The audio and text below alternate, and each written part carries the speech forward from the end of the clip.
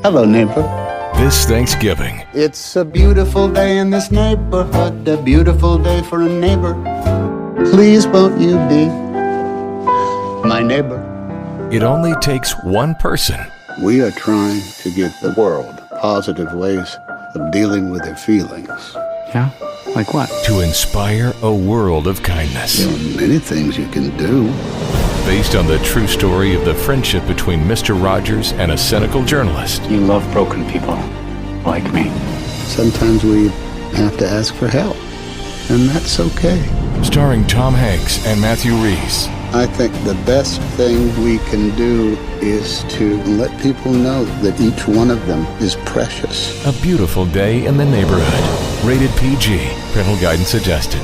In theaters November 22nd. For tickets and showtimes, go to resources.abeautifulday.movie. This is a production of the Ultimate Homeschool Radio Network. Welcome to the Vintage Homeschool Mom Show. Your host, Felice Gerwitz, is an author, a publisher, and your radio show host. She will encourage, educate, and inspire you with answers to your most pressing questions from homeschool, marriage, parenting, and much more.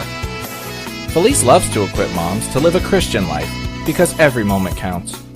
Be sure to visit her website at mediaangels.com. And here's your host, Felice Gerwitz. Hey everyone and welcome. This is Felice Gerwitz with another episode of Vintage Homeschool Moms, and you guys are in for a treat today, and I can't wait to introduce my guest. This is episode 380, and you can find today's show notes at vintagehomeschoolmoms.com. And I want to thank our sponsor today, and that is the Sony Affirms Films. You are going to be blessed when you see this movie. I was able to see a preview of it, and it is wonderful.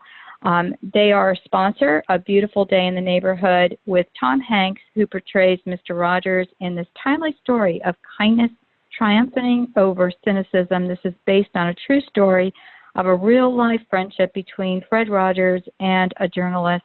It's going to be available in theaters November 22nd, but it is already on my list to buy for friends and family. It was really a wonderful movie. And today I have a special guest on the line, and her name is Denise Mira, and she is the author of No Ordinary Child. Welcome, Denise. Thank you, Felice. It is so much fun to be here. Well, Denise, you have a website, and that's basically your name, Denise Mira, and it's DENISEMIRA. And you can find lots of information. She has a blog post over there and also a freebie that you can download called The Free Tool for Success, plus other things as we're recording this. That's the current one, but that can change. And you'll want to connect with Denise on social media. Denise, today we are going to talk about your book. And one of the things I want to address today is sometimes people have like 10 book ideas and they want to just start with one. And you have taken this book and done an amazing job, not only in producing this gorgeous book, because it is really beautiful, but you've also produced some other items offshoot from this book, but you have traveled the world based upon your message, and you really have fine-tuned it. So share with us, first of all, about your book. I know there's a subtitle as well, and how you were led to write this book. Thank you, Felice.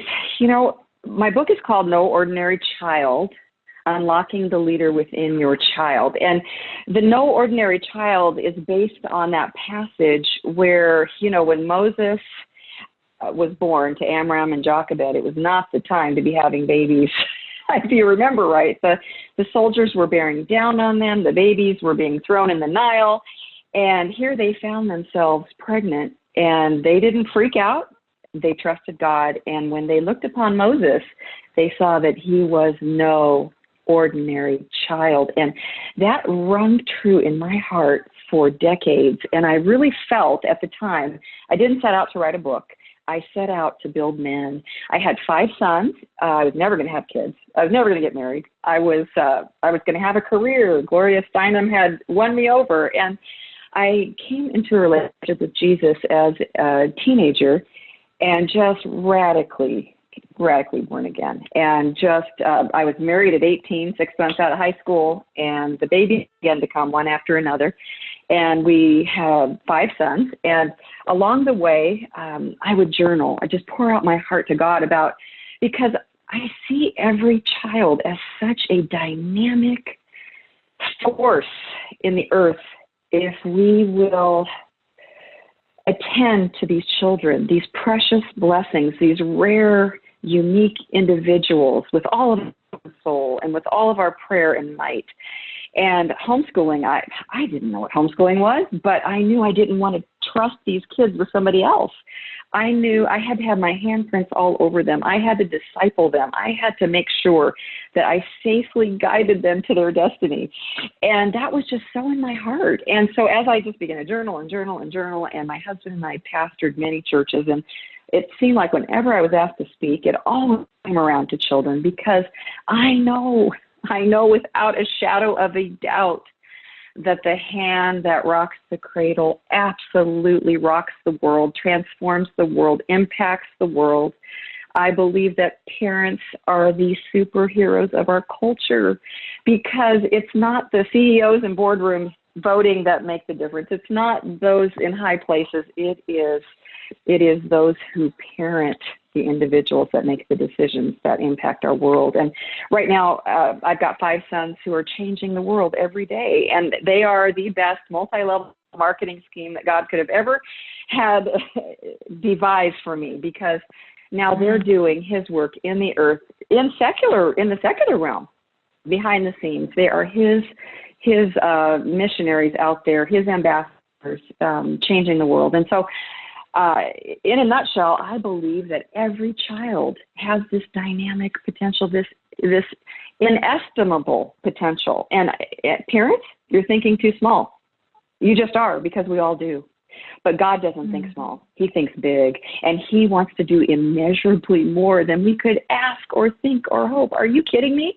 Do you think right now I would have thought that my very own sons would be doing what they do, would be my best friends, would be my prayer support, they anchor me all the time. They're my counselors. They're my neighbors. I don't even know how I'm exulting in my spirit because of what God has done. And that is, I'm not special. I'm not God's favorite. And so this book really, it's not a list of rules to make a kid polished and perfect behind your white picket fence, because you know what? Those white picket fences are going to come down sooner or later. We're all human. We're all sinners. We're saved by grace. But let me tell you what, these children are going to change the world, and you have the power. And so as I wrote this, really, it's just a call. It's a call to action. It's a philosophy of the way we perceive what children are. It's a whole ethos of the purpose of children. That children are a blessing. That children are, right now. I mean, we're living in a season where so many children are it's the blind leading the blind. They're just lost. Their parents are lost. They're not being trained. We're a mess. You know what it's like out there. The way we parent, it determines who sits in public office. It determines our tax levels. It determines crime in my nation. Right now I've got 3 different systems on my house protecting my house, or at least alerting me to danger. Why is that? Because parents have failed. Because fatherlessness is an epidemic. We take it all back to the little crib with that little newborn, ready to be trained, ready to have its DNA shaped. And so really my role has been to build a culture by training up my children, by having my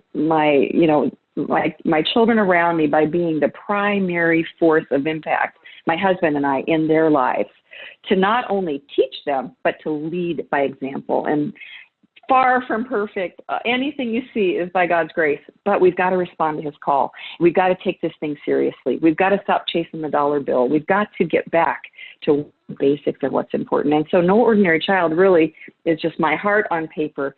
And it actually became a very prophetic in retrospect as I look back. It was just, I believe it's a message from God.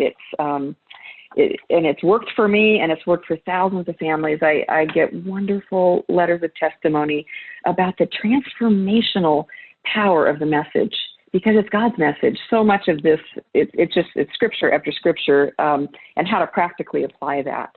It's about, creating a revolution in our homes. It's about being home where we belong in the right season. Women want it all, but you can't have it all at once. You can have it all on the right timeline. It's about where's dad. It's about where's mom. It's about seizing the day and not excusing away, just popping on Netflix one more night and forgetting about what really matters. It's about being on our knees for our kids. It's not a list of rules, but it is a philosophy and a spiritual rocket to help us go forward. It's about having a vision. It's about getting God's strategy for your kids. It's about refusing to be a victim, whether you're rich or poor. Doesn't matter what's in your wallet. It matters what you're doing with what's in your hands with those children.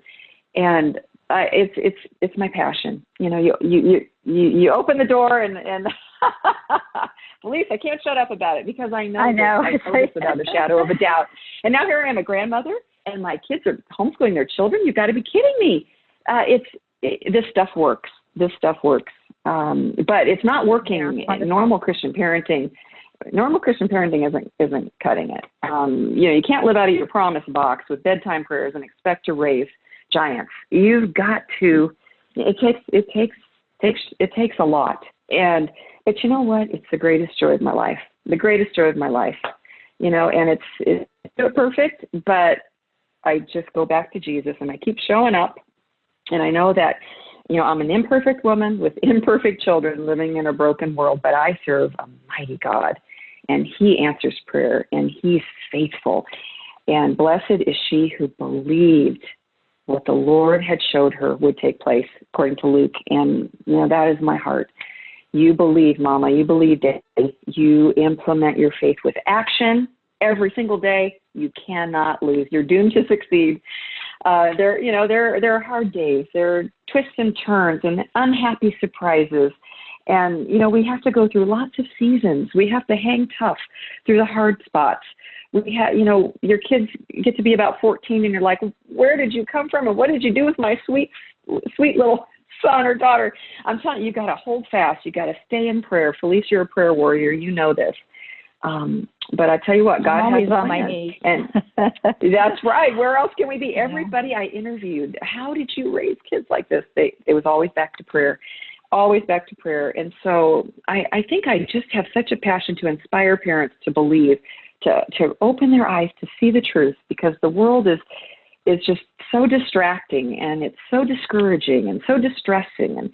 And we've got to get back to basics, got to get back to Jesus, back to the Word, and back to what really matters. And children are priceless.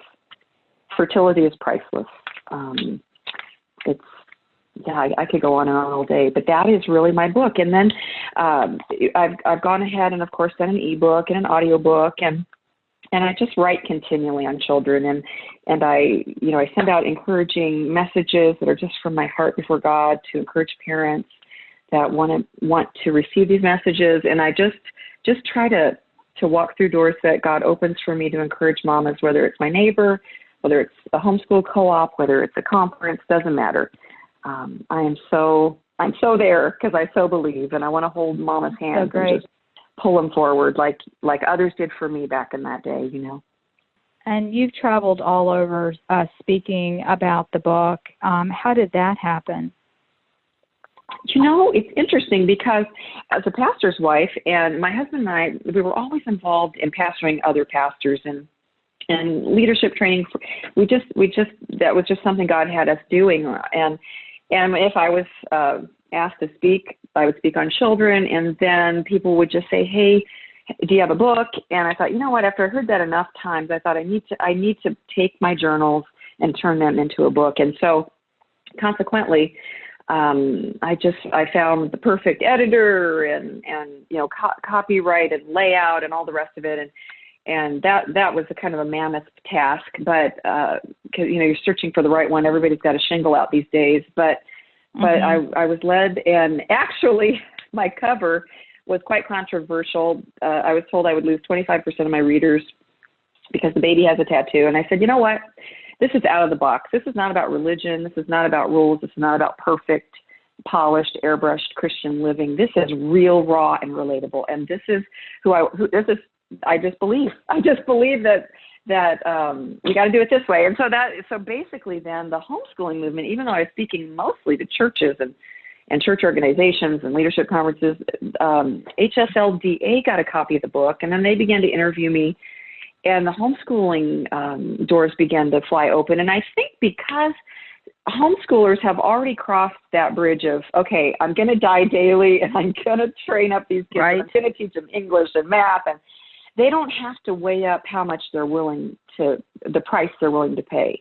They are daily paying that price by running that boarding school out of their homes. And so I think they just, because the book is not just a homeschooling book per se. I talk about needing a revolution in education in the book, which we're seeing an education revolution take place before our eyes. But it wasn't, I just didn't anticipate how overwhelming that response would be. So I'm really grateful that I've been able to help a lot of homeschoolers, and that's really just one door after another began to open for me to encourage homeschoolers in different regions and podcasts and blogs and magazines, and so that's really just organically began to happen for me, and I've just so enjoyed it. That's wonderful. And Denise, you also have this on audio, and there is a book or a workbook that goes along with it. Share what those are. Yes, there is a study guide. A church wanted to take their parents through the book, and I said, well, you know what? I need to do a study guide. Let's just do it, and you test it. And so we did that and I ended up publishing that. And so it's great. It's great for personal study and reflection. It's a great tool for couples. I have a lot of couples that enjoy going through the book together. And I know so many times women, we're the ones that are driving it. We're the mothers, or our husbands are, they're providing for us so we can stay home with our kids. But I'm amazed really at how many daddies, and it's that scripture, that Malachi scripture, that he's going to turn the hearts of the fathers back to the children. How many daddies, it's shifted their thinking. So they're like, okay, mommy doesn't need a salary right now in this season. We can live with less. Let's go through this. And so the study guides helped couples go through. It's great for MOPS groups. I've had MOPS groups buy it, and just, Bible studies with young mommies. So that I really wrote the study guide so that it could either be an individual meditation, and it's actually it's actionable items that you can journal on, or it's pretty much as much or as little as you want to do for the study guide, but it's been well received, and I think it's been really helpful. There's a lot of women that love to go to Bible studies, and a lot of times they'll just have a little break and it's just mommy time. But at the same time, they're being spiritually strengthened, and just having that shoulder time and heart time with other mommies. That's so important, not to get isolated, as you're trying to raise your children in homeschool. It was a lot harder back in my day to find the camaraderie in the groups, but now it seems like it's just bursting at the seams. So, yeah, and so then I did the audiobook last year, because I know for myself, whether I'm walking, riding a bike, doing the dishes, scrubbing the toilets, I love to be listening to an audiobook or a podcast. So that's been very helpful. And then, of course, the ebook that you can read on Kindles or iPads or computers. I know we're just in a whole different. When we met, there was only book. You didn't. You guys library. Have PDF. Oh my goodness. Yeah. Right. We were. I remember just going to the library and trying to gobble up everything I could find, and being under the covers with a flashlight at 2 a.m, trying to consume what I was hungry for, in parenting, and oh my boy, things have changed dramatically. They really have. Well, this is wonderful. I really appreciate your time, and also, this is a keepsake, something that parents may want to definitely get. And also, Denise, you have an email list, and so if you want to know more information about Denise, visit her at DeniseMira.com. Denise, Mira.com. vintagehomeschoolmoms.com. And just want to thank you so much for joining me today. Oh, it's been such a pleasure. We have so much in common and similar hearts in so many ways. It's been so much fun, just too much fun. Well, take care, Denise. God bless.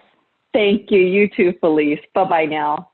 All right. Well, thank you so much for listening to this episode of Vintage Homeschool Moms. You can get the show notes for today's episode 380 at vintagehomeschoolmoms.com. Take care. God bless, and we'll talk to you soon. Bye-bye. Thanks for tuning in to the Vintage Homeschool Mom Show. Visit Felice at MediaAngels.com and thevintagehomeschoolmoms.com. Vintage Homeschool Moms is a production of the Ultimate Homeschool Radio Network.